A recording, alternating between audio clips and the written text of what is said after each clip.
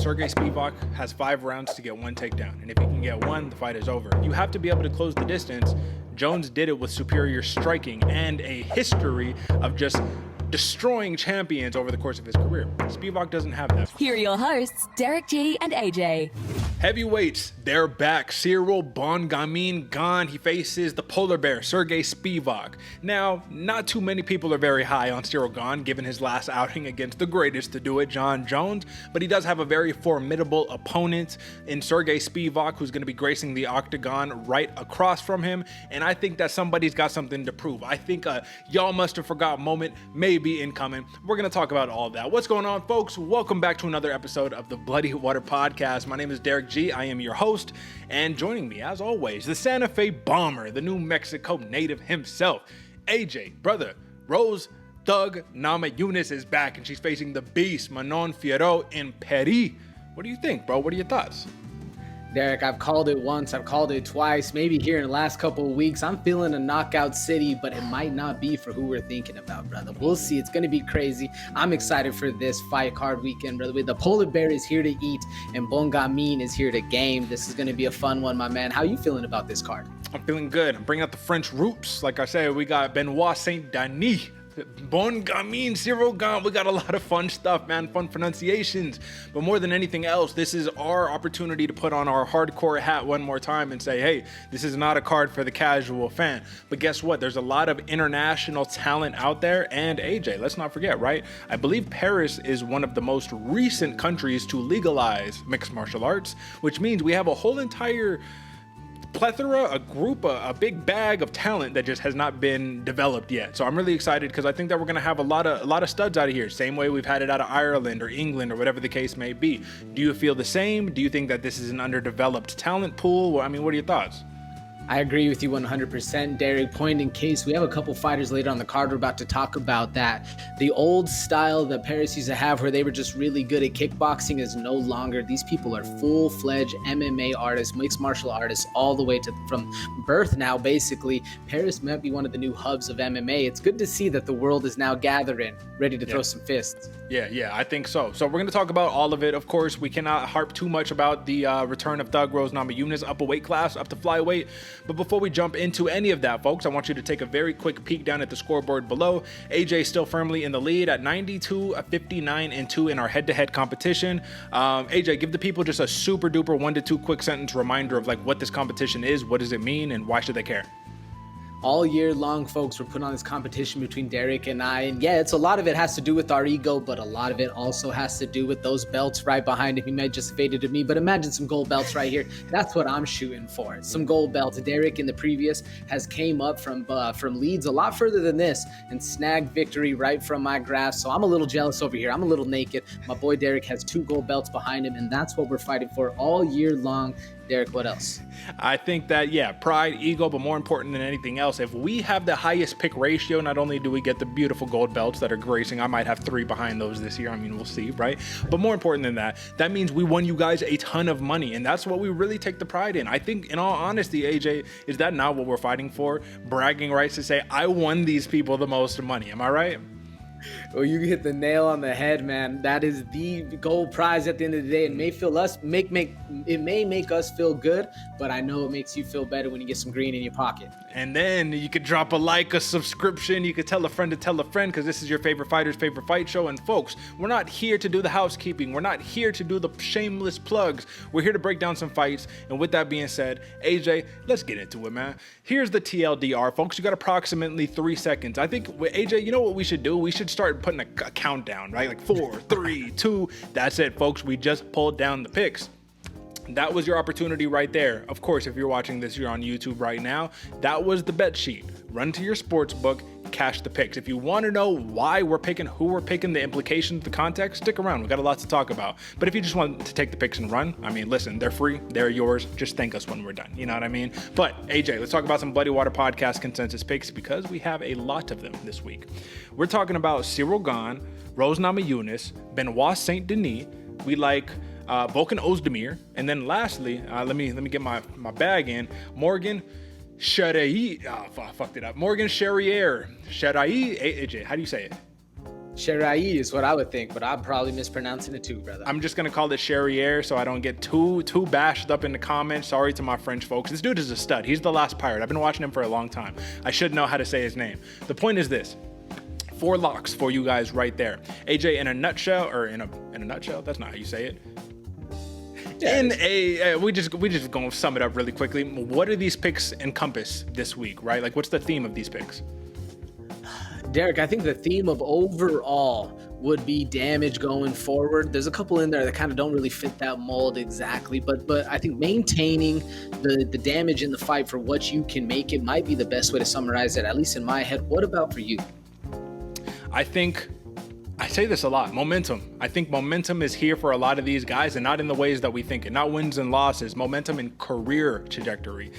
This is a what have you done for me lately sport, man. You lose one, everybody sours on you. If you beat a bunch of champions and you lose one, everyone still sours on you. So I just say it like this, man. Let's look at the grand scheme. We're pulling macro instead of micro, and I think momentum swings in the favor of a lot of the people that we're picking. Let me just pull it up. AJ, I'm cheating right now just because I said that Morgan, the last pirate, was one of our consensus picks. He is absolutely not. You have Manolo Zecchini. Zecchini, I don't know how to say that one, but the point is, these are locks: Gane, Namajunas, Benoit Saint Denis, Vulcan, Oezdemir. Now, AJ, this is becoming very quickly has become one of my favorite parts of like the show just to talk about. Prop locks. Let's talk about it. I got Vulcan, Oezdemir, TKO plus 115. I think this is a little bit of a spicy take, AJ. I'm gonna explain it a little bit further in the future once we, break it down. But you, Namajunas, decision plus 260. Why do you like that? Namajunas' decision, it's almost like death and taxes and everyone else we picked for the decision, but this one, Derick, has made me a little precarious because honestly, I was going to lock in your prop. I think that Vulcan Oezdemir does have a lot of spice behind it, but next one up, how can I go against my girl Thug Rose? I do think the best way for her to win the fight is by decision. I think it's the most likely outcome as well. And I also think that we're underdogs today, AJ, for this recording. I think a lot of people are backing the beast Manon Fiorot for good reason. She's fantastic.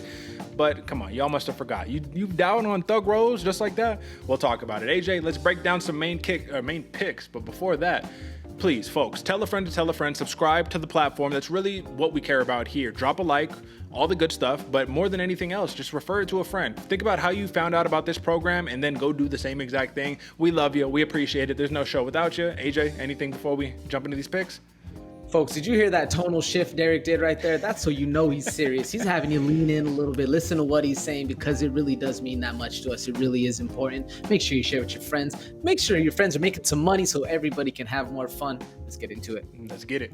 Here's to another main card breakdown, courtesy of your hosts, Derick G and AJ. Bon Gamin returns as a minus 175 favorite against the polar bear Sergey Spivac. This is an interesting contest right here, AJ, because if you leave it to the what have you done for me lately, Gane can't wrestle.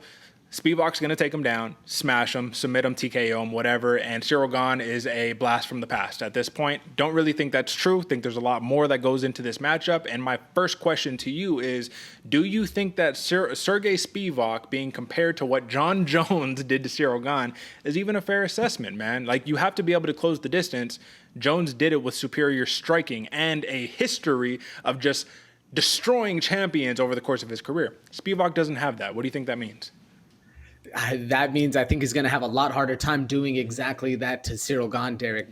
Just because John Jones, one of the most elite to do it, both in the hands, the feet, and the mix them up all around, just because he was able to do it and make basically easy work of Gane, does not mean the polar bear is going to do it. Yes, he's going to come in and do his best to do that, to get to the hips, to get him to the ground and beat him up, ground and pound. But having that exchange, the mix him up and the stand up where he's still at range, I think that's where Gane's going to strive best. We've seen him do it before, where he's actually one of the fighters that is able to maintain range. He's a new hybrid of a heavyweight where he's able to dance around, have the quick blast movements, but still be able to hit with a lot of power. My question, Derick, because do I think Sergey Spivac's going to get this fight to the ground? Highly unlikely. But if Spivac does get this to the ground, Derick, what's your chances or what do you think the chances are of Gane actually getting up and making it a dogfight after that? That's a great question, because a lot of what I'm hearing is Sergey Spivac has 5 rounds to get 1 takedown. And if he can get 1, the fight is over. And I was just thinking, well, Gane is not bad on the ground. If you look at the spot John Jones had him in, it was a really interesting Your back is against the cage, you're hunched over, and he's got this kind of standing modified guillotine that he's done to the greatest to do it. I'm pretty sure he did that to Lyoto Machida as well. Like, he has that on lock. It's a very tight submission. It's very quick, and it comes on before you know it. Now, Sergey Spivac is a little bit of a different type of animal with his submissions. He's looking for more arm triangle type situations, might take your back, rear naked choke. But Ciryl Gane has an underrated ground game. It's just poor IQ at sometimes, right? So it's against Francis Ngannou, you have the ability to control on the grappling and you go for a heel hook, and it's just like, but he can do that type of stuff. So to answer your question, what are the odds of, or I guess out of 10 or out of 5 times, like if Sergey Spivac got him down 5 times, how many times could Ciryl Gane get up? Realistically, I would say maybe 2. I really think 2 is the number right there, and it has to be a situation where Spivac takes him down, Gane is against the cage, and he's able to get to his knee, get back up. I think if it's the middle of the cage, we're going to have some problems here. How much does that worry you, being a Ciryl Gane better in this matchup?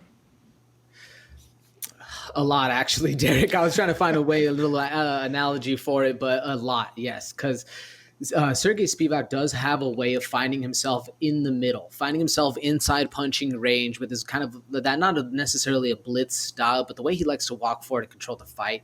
And yes, Ciryl Gane does have a way around skirting around the outside and controlling that range. But sometimes when heavyweights get to clashing and you have those massive amount of weight actually moving forward, that's where I think Sergey Spivac's going to find a lot of the success in this fight, is in those exchanges. Do you think this one, if it gets clinched up, are they staying there? Because I'm expecting Gane to be bouncing around the outside. But if Spivac's able to get his hands on the Gane, do you see any form of success coming from him? From Gane or from Spivac? From Spivac. Yes, here's the thing. Spivac has some sick judo throws, which a lot of them are initiated from the clinch, grab an underhook, be able to kind of start initiating, turn a hip, things like that. The thing about Ciryl Gane, though, that I think a lot of people are forgetting about this is that his main sport before MMA was Muay Thai. Well, guess what? He has a nasty Thai clinch, man. Knees, elbows, inside shots to be able to break off and then continue to get back out at range. I think the clinch actually would be a little bit more of a dangerous spot for Spivac if he's not immediately able to get a takedown. Because Gane, I think because Ciryl Gane is going to create damage within the clinch, push back out to range, and then just keep him there. AJ, one matchup I want to think about or review really quickly was Sergey Spivac versus Tom Aspinall.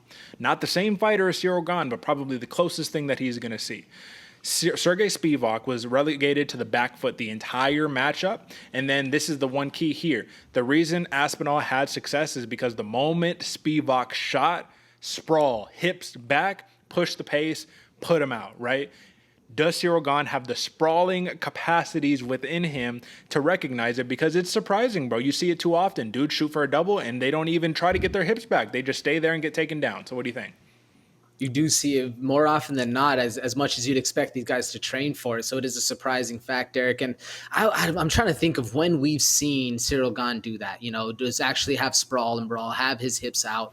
And maybe the last time, possibly Derek Lewis. But even then, Derek Lewis isn't a collegiate wrestler. He's not going for takedowns. He just saw a takedown and actually was able to sprawl. Even in the Francis Ngannou fight, getting out wrestled by Francis was a shocker to the world. So can Ciryl Gane be able to sprawl and brawl? Yes, it's possible. Do I think he's going to be able to do it against a fighter like Spivac? Not necessarily, Derek. We were speaking earlier in the intro about how the MMA, now that it has become legal, more people are training MMA in general. Ciryl Gane was the old school kind of fighter where he was just training the Muay Thai while he was coming up. So having to develop those kind of skills later on in his career, I think that's going to be one of the hardest parts for him. But maybe, he got absolutely what's the word I'm looking for, exposed in the John Jones fight for his ground game. So that is the new key for everybody going forward. But I think he might have enough ego to be working on it super hard with how smooth his striking is. I'm curious, Derek, because I was looking over here at the odds. 900 plus 900 submission. Do you see any juice on that one, or is this just club and sub or ground and pound and get away from him if it's anything other than that?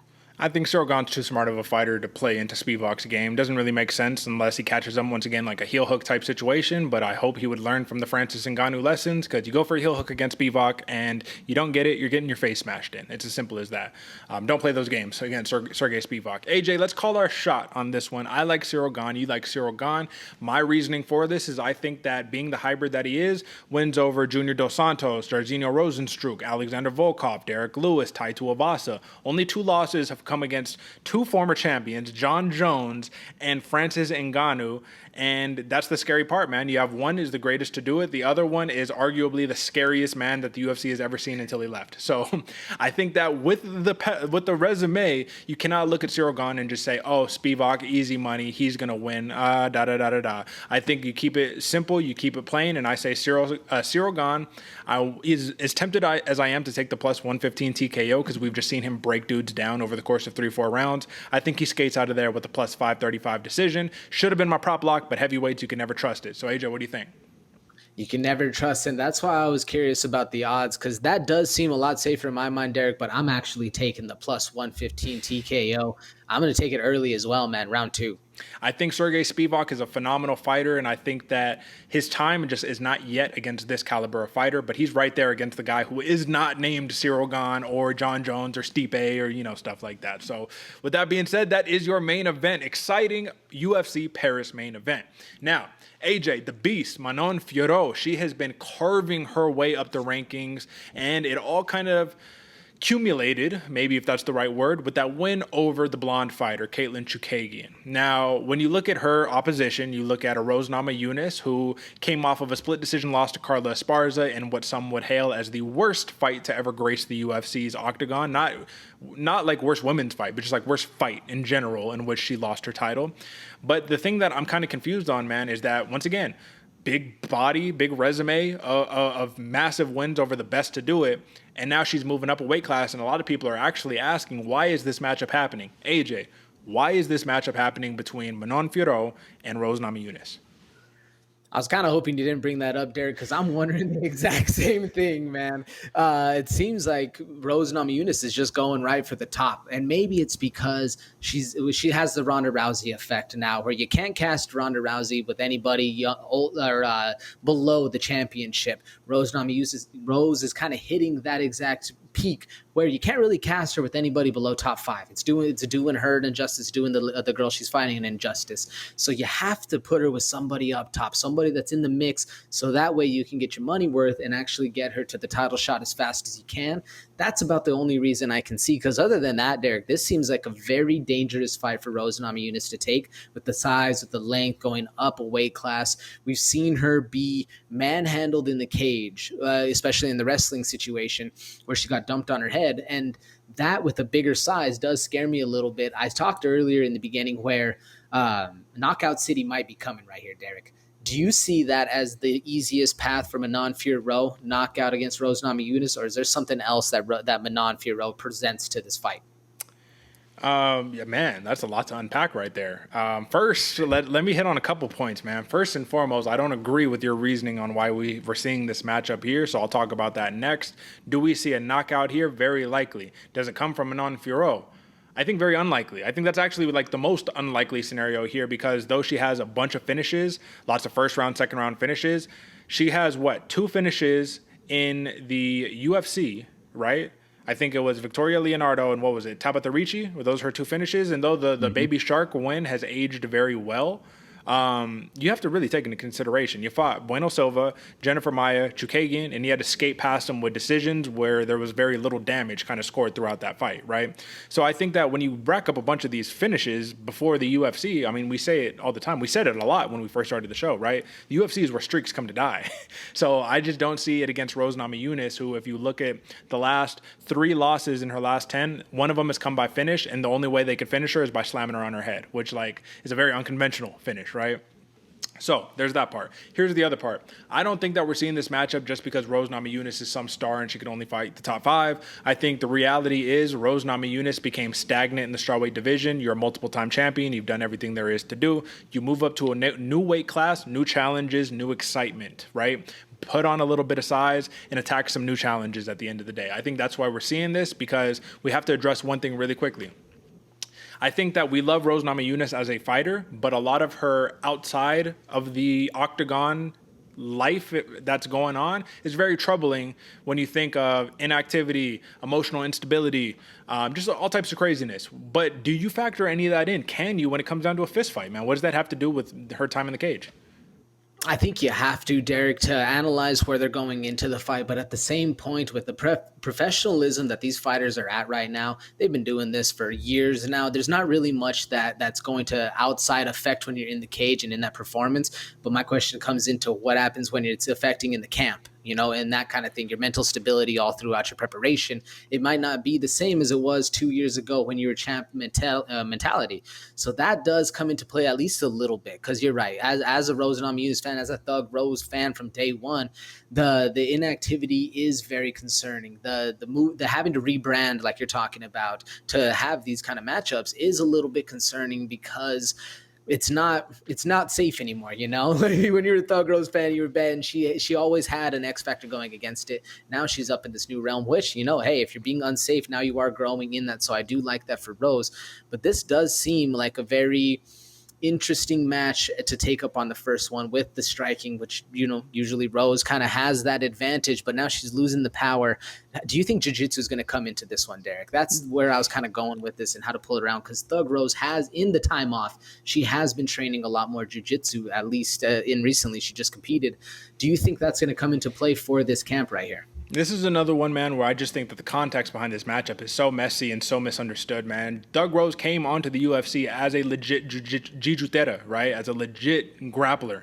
That's how she came into the UFC. There's been no loss of jiu-jitsu, gain of jiu-jitsu. She fought in a jiu-jitsu competition. Like, wow, that's crazy. Oh my God. It's just something that you do outside of camp. You know what I mean? Outside of when your regular scheduled fights, to get back into competition and just to kind of shake off some of the cobwebs and stuff. So I don't think that has anything to do with it, because I think that Namajunas clear cut is a by far better grappler than Fiorot. I think Fiorot has a little bit of that judo chop and that strength and stuff like that she definitely has with some of her throws and things of that nature. But I think the real question that you're asking me, AJ, what it sounds like is, how does the power and how does the size differential of Manon Fiorot factor into those grappling exchanges? And in a nutshell, I will say, I do think it's troubling. Fiorot is going to be a lot stronger, a lot bigger than Rose Namajunas, and not even height-wise.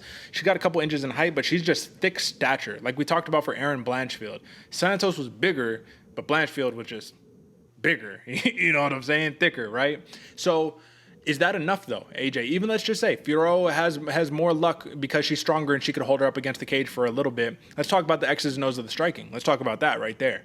Fiorot is very downstream, downline momentum fighter, right? Great with blitzes, kind of falls off when it comes down to cutting angles. Rose Namajunas will cut angles, fantastic head movement and footwork, and will constantly switch back and forth with their stances. Does not spam one move the way that Manon Fiorot constantly spams that sidekick, which is super effective. But I think that Namajunas might have an answer for that, given how often it's used. Let's talk about that. What do you think?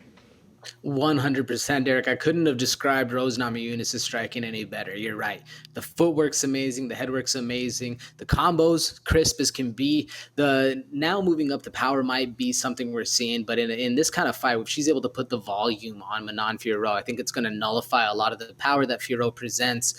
And just being like that with that counter striking, I do think Rose has the basically all around better mixed martial arts set of tools than Fiorot in this fight. But you can't counter out just because of that power differential. We've seen Rose get cracked. We've seen her lose. I mean, like you said, one of the worst losses is a very unconventional way. So I don't think a technical beating is in store for Rose Namajunas anytime in the future. It has to be one of those unconventional things that just kind of comes up. Maybe Manon Fiorot gets lucky. Derek, what do you think? Is that possible for her to get lucky? Obviously, yes, it is. But which way do you think she's luckiest to get in this fight? I don't think it's really a luck thing with Fiorot, man. I think if she's going to win, it's going to be very similar to the Chookagian win, where she just out-volumes Namajunas, because that is actually one of my concerns. So to kind of round this whole entire thing out, Namajunas at plus 155 underdog, I get it. I get it. I'm not like, oh my God, this is ludicrous. I'm like, okay, makes sense. Fiorot is bigger. She's stronger, tends to throw more volume in the fight. Namajunas is a little bit of a slow starter. She generally kind of does a big feeling out process. I just think that this is one of those picks where, while momentum seems to favor Fiorot, I think in the grand scheme of things, the momentum really favors Rose Namajunas in terms of this is the How would you say, AJ, legitimately, in terms of like skill set and in terms of like the talent that she's fought over her last 10, this has got to be kind of bottom tier for Rose Namajunas compared to Esparza, Wei Li, Joanna Jędrzejczyk, Andrade, Karate Hottie, Kovacevic, Tisha Torres. Like if you really list off that name, you're like, Fiorot is good. She's very, very good. But compared to those fighters, just not quite there, right? 100%. The hit list doesn't even really compare. And yes, Manon Fiorot might be the up and coming of this division, but when you list a hit list off like that, there's killer's row basically for all on Rose Namajunas' side. 100%. So listen, folks, this is a risky pick, to be completely frank with you guys, but I like Rose Namajunas. Another case of y'all must have forgot. And I'm going to roll with the AJ's prop lock, actually. I like that plus 125 decision. I don't think we see a finish here. What do you think? It's a prop lock for a reason, Derek. I don't really see a finish either. I do see a calculated fight out of Rose Namajunas. That's how I'm betting with her. This one's still going to be fun, though. Don't get me wrong. But Fiorot does have a lot to possess. I just think Rose is going to get it done technically. That's right. Listen to my man. He says it's a prop lock for a reason. How dare you question my answer? You know what the answer is. Let's go. All right. Moving on down the lineup, Benoit Saint Denis versus Thiago Moises. AJ, this is actually a really fun matchup right here. You got a very, very talented grappler in Thiago Moises, who's going up against a guy who just had a pretty nasty rear naked choke against a very hot prospect in one of the Bash brothers. Listen, man, you have the God of War, Saint Denis. He's on a real streak right here, but this is almost a trap game in a way because I think there's a lot of hype on Saint Denis. A lot of people are impressed with what he's done, but Thiago Moises is pretty damn time tested, if I do say so myself. What makes anybody say Saint Denis is going to smash Thiago Moises, which almost feels like the sentiment of this matchup? Unfortunately, it does feel like the sentiment of this matchup, Derek. And the only reason people are saying that is because Thiago Moises has really fallen into that gatekeeper role. He's fallen into the obscurity of no longer in the title hunt, no longer a name that we knew that was basically a household name to at least us hardcores about 3-5 years ago.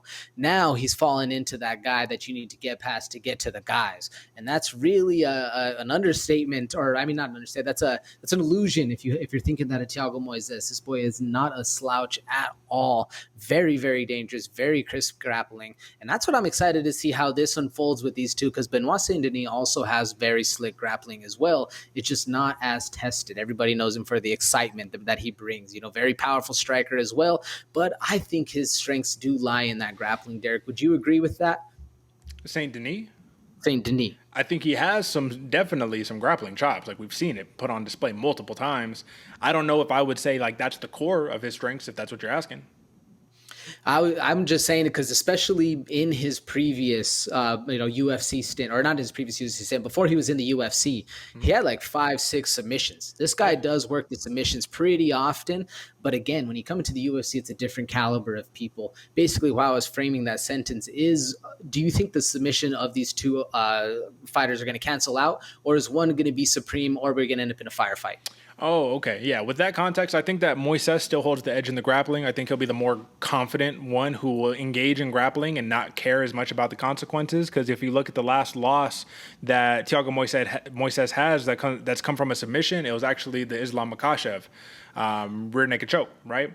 So when it comes down to that, man, you're like, all right, you got choked out by Makhachev, Habib Light, right? Habib Jr. I mean, you're not going to be that concerned to grapple against the rest of these guys. I think the real fear is if you're Thiago Moises, try not to get caught with your back against the cage against Benoit Saint Denis, because he's going to come another downhill fighter, man. Just like the tenacity that Saint Denis fights with is incredible. It's almost one of those things that I think freezes up the opponents because they don't understand how he can continuously keep coming. Even if you catch him with a counter, he's still downhill. You have to put Saint Denis away if you want to win your fight, pretty much, it seems like, because if you look at the last fight that Saint Denis lost, okay, Elizeu Zaleski, it was a decision loss, but everything else, man, he's finishing these guys. He's the God of War for a reason.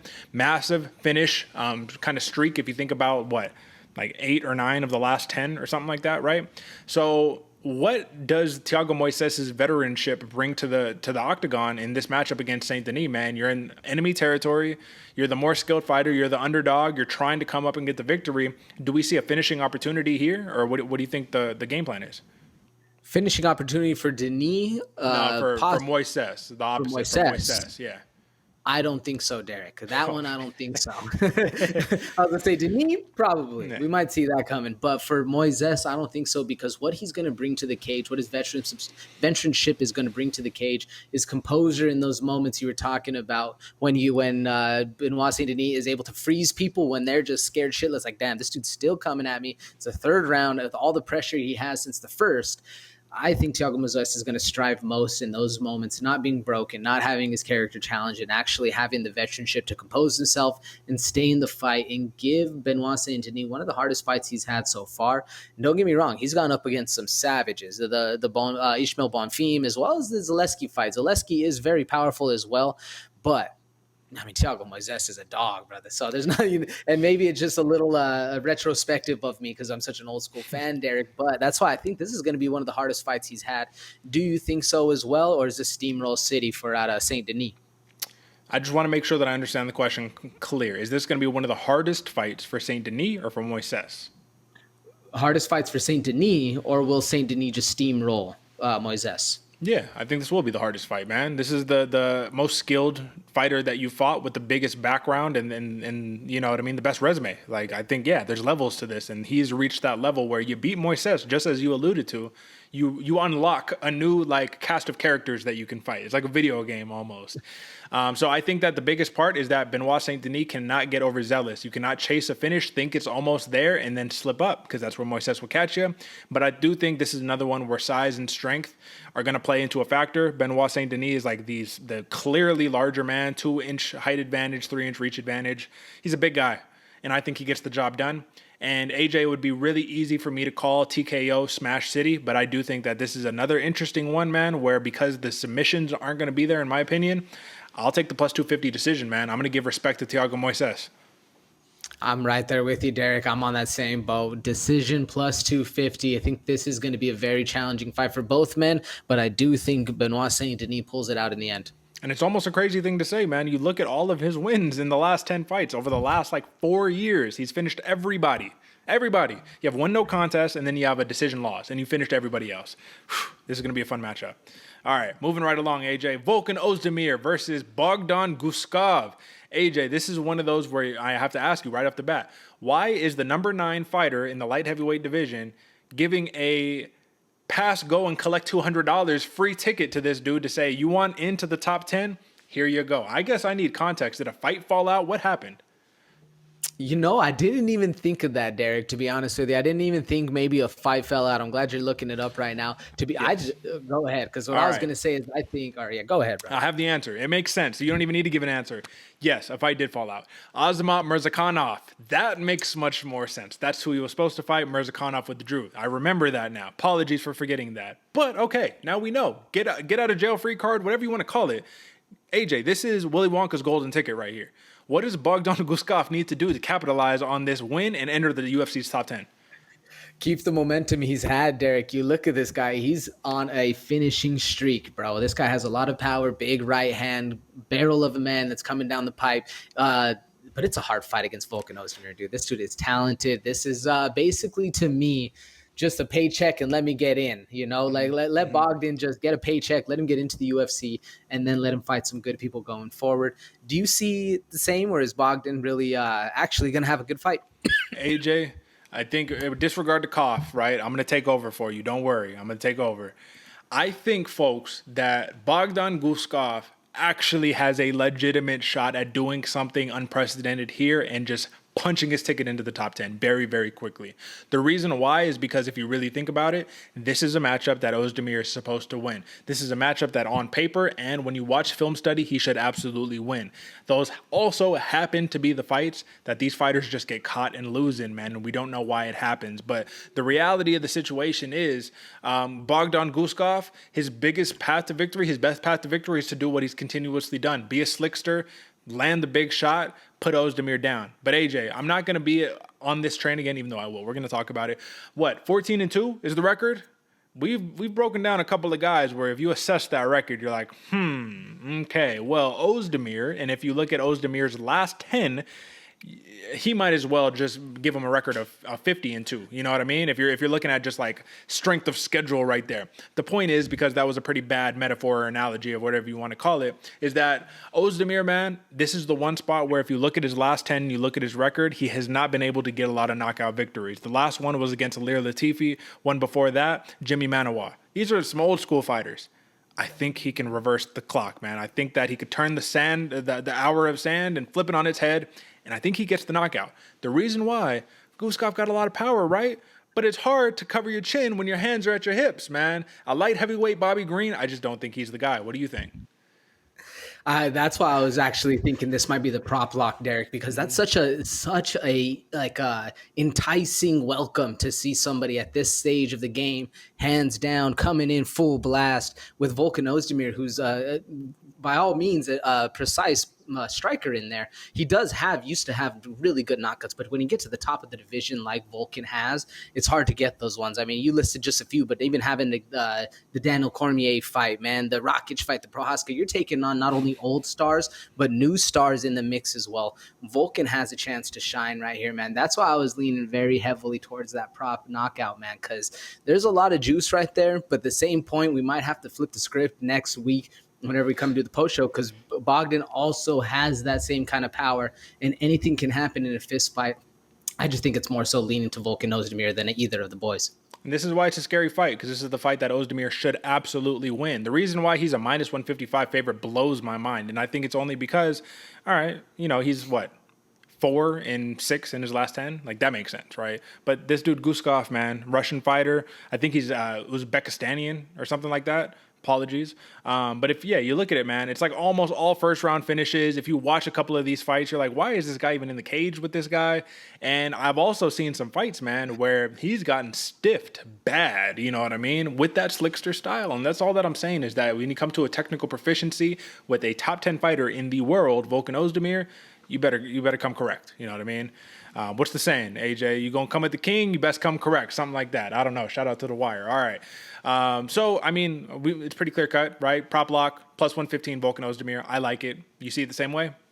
I see it the exact same way, Derick. A lot of value right there. Don't bet against it, folks. And if you do win, though, let us know. Exactly. Of course. Come on. Free game. You know what time it is. All right.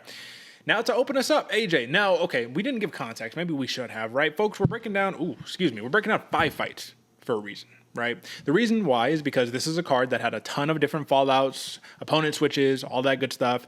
At the last hour, they switch it and they put William Gomez back in against someone else, Yosef something, right? So this was locked in on ESPN. So we said, let's just count this pick and we're going to put it towards the head-to-head competition. Whatever else happens, happens.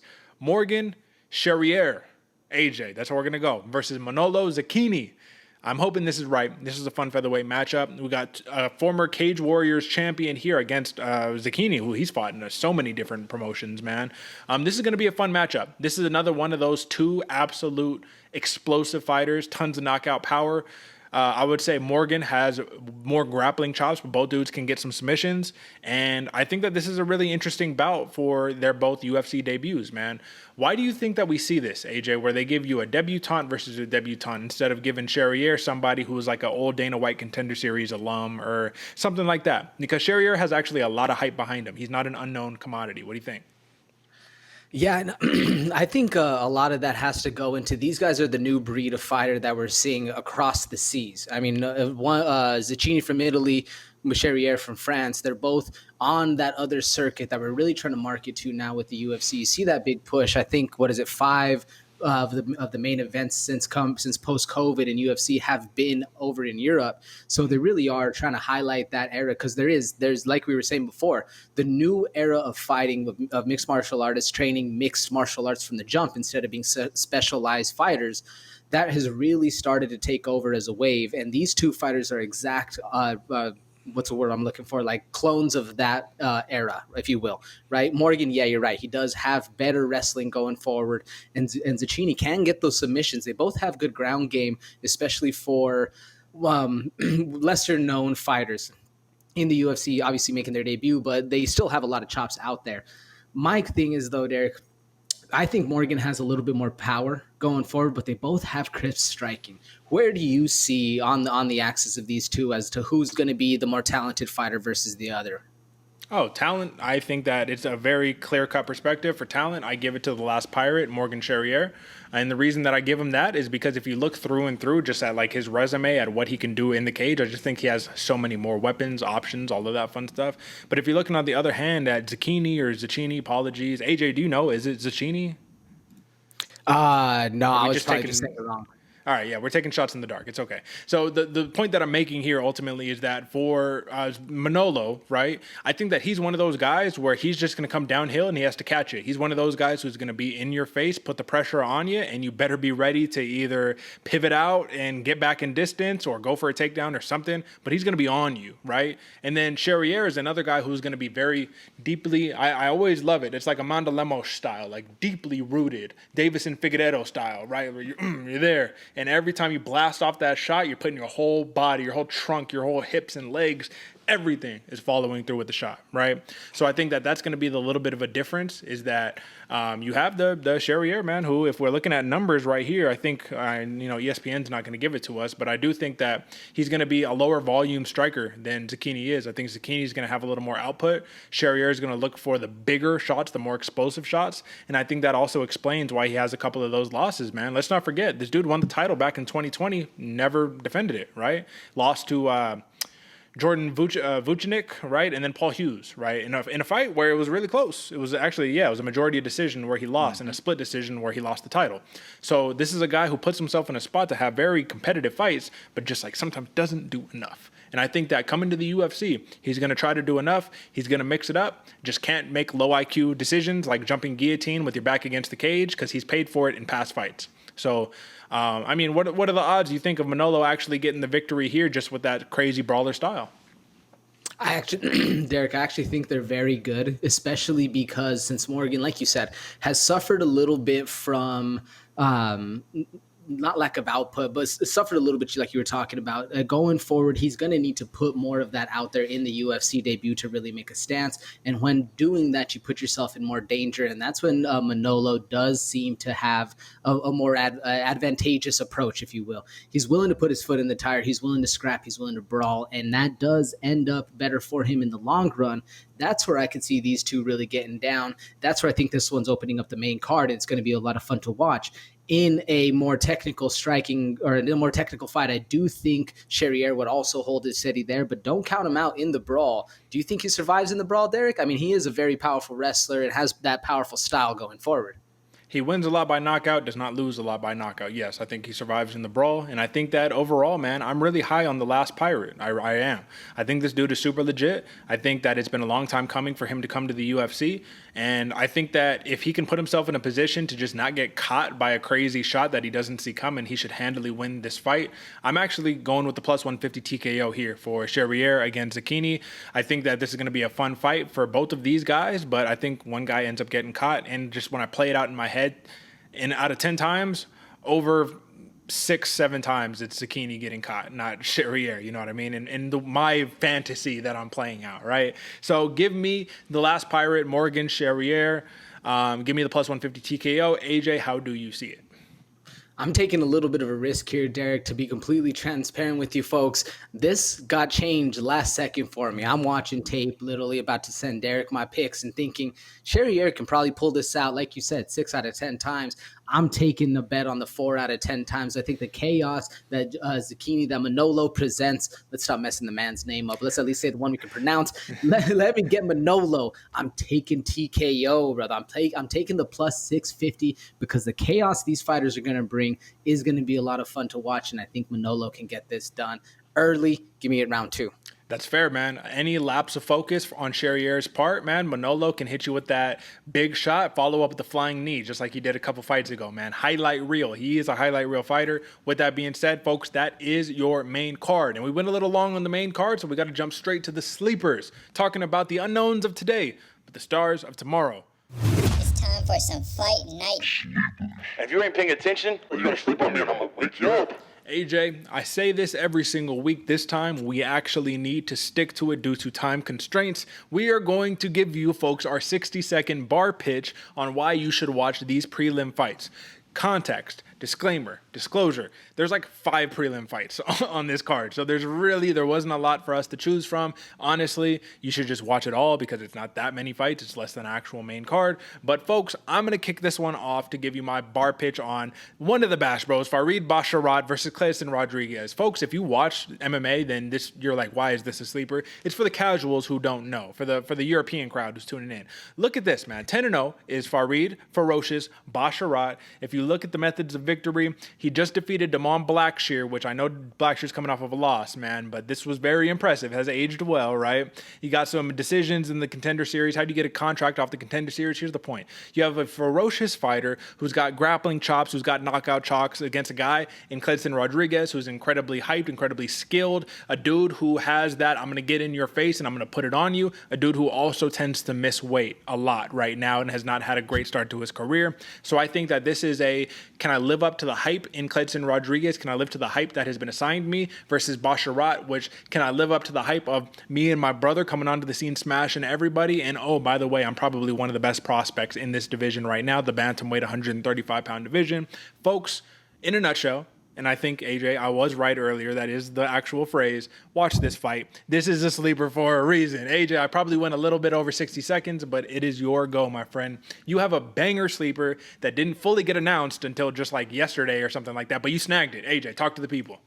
This one's going to be a fun one, folks, man. I got Taylor Lapillis, whatever it is, brother. Sorry, I'm mispronouncing your name, but you're a hell of a fighter versus another name on a butcher, Kowalowin Loughran. Either way, these guys both got a lot of hype. I didn't choose this one for the names of these fighters, folks. I chose this one because these guys are finishers, man. Loughran comes with a lot of heat out of him, man. 8-0, coming out of the UK, Ireland area. This boy can scrap. He has a lot of first and second round finishes. I was actually hyped because this guy was on the main card earlier in the week. Not so much anymore, but as you can see over on the other side, Lapillis, Taylor, he has a lot of finishes as well, man. That's what makes this fight so fun, is we're going to see a lot of finishes. You can see, I told you, Loughran has a lot of people behind him, has a lot of those KOs, but it looks like Lapillis also has some fans out there. But you guys think we're getting it done by by decision. I actually think this one's getting done by finish. That's why I chose this, for the finishing status that both these guys present, looking to make a big shine in the UFC for both of their UFC debuts.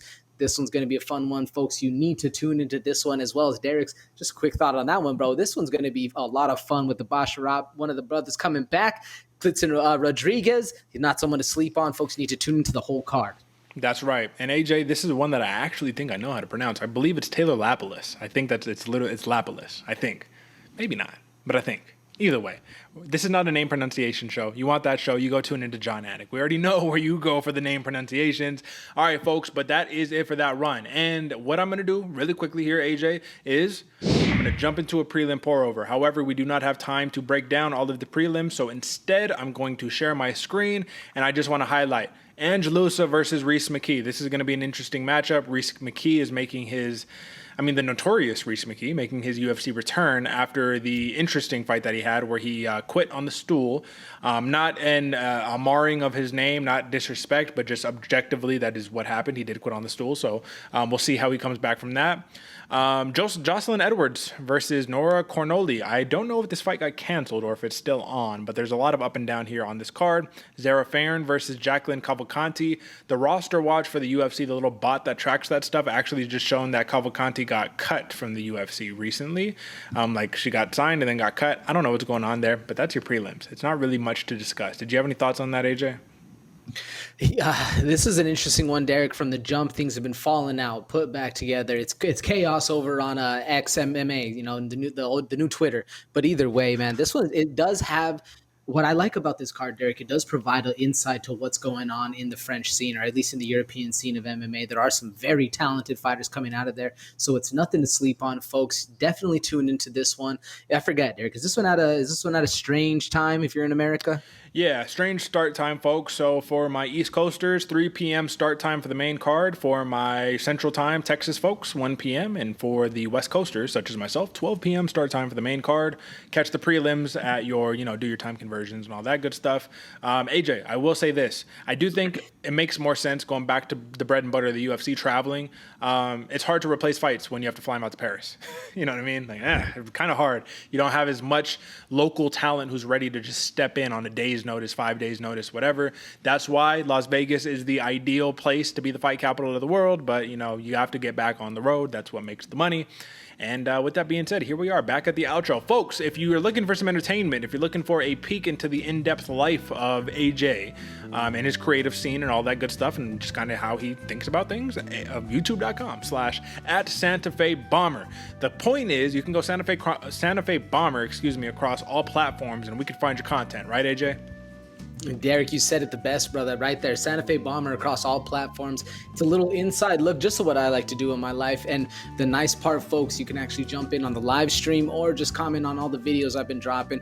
Starting to do new playlists, starting to do new series. Let me know what you think in the comments. Definitely subscribe over there, but not to be outshined because you need to be subscribed right here. And in fact, if you're at this part of the video, I want to send out a personal thank you because you're one of the fans that keep us going. You're one of the ones that are really providing the most value to your friends out there. You're one of the ones that's actually making a difference in what we call this community. So it is a big thank you for us. And make sure, again, as always, share with your friends, your favorite fighter's favorite fight show. And yes, this one's going to be a fun one this week. Derick, what you think?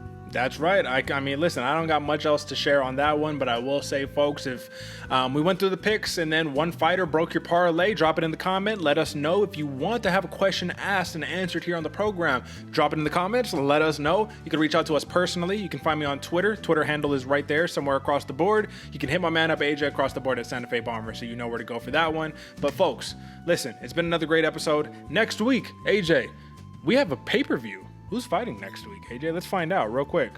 Oh, yeah, that's right. Israel Adesanya, the last style bender, versus Sean All-American Strickland. Should we change his nickname to the All-American? No, that's Tarzan. I think people forgot. That is Tarzan right there. It's going to be a fun one. That's going to be a spicy episode. Watch out for that one, folks. But in the meantime, we will be back on Monday for the UFC Paris post show. That is it for us. And until next time, peace.